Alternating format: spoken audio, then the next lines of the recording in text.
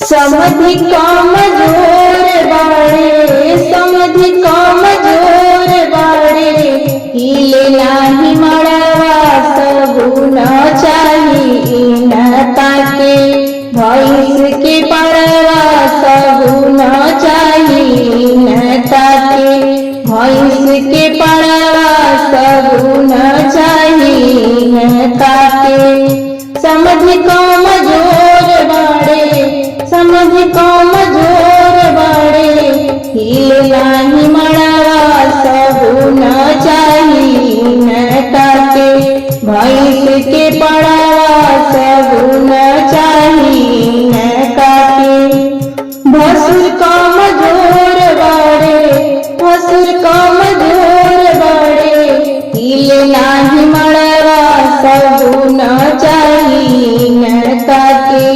गैया के बछड़वा सबू न चाही न ताके। भसुर कमजोर बाड़े, भसुर कमजोर बाड़े, हिले नाही मड़वा सबू न चाही न ताके। गैया के बछड़वा सबू न चाही न ताके। अगुआ कमजोर बाड़े, अगुआ कमजोर बाड़े, हिले नाही मड़वा सबू न चाही न ताके।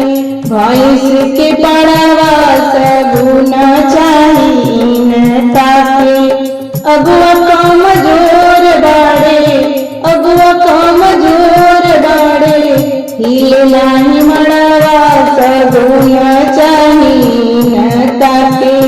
भैंस के पड़वा सबू न चाही न ताके। देवर कमजोर बाड़े, देवर कमजोर बाड़े, हिले नाही मड़वा सबू न चाही न ताके। गैया के बछड़वा सबू न चाही न ताके। देवर कमजोर बाड़े, देवर कमजोर बाड़े, हिले नाही मड़वा सबू न चाही न ताके। गैया के बछड़वा सबू न चाही न ताके। गैया के बछड़वा सबू न चाही न ताके। बराती कमजोर बाड़े, बराती कमजोर बाड़े, हिले नाही मड़वा सबू न चाही न ताके। गैया के बछड़वा सबू न चाही न ताके। भैंस के पड़वा सबू न चाही न ताके। गैया के बछड़वा सबू न चाही न ताके। भैंस के पड़वा सबू न चाही न ताके।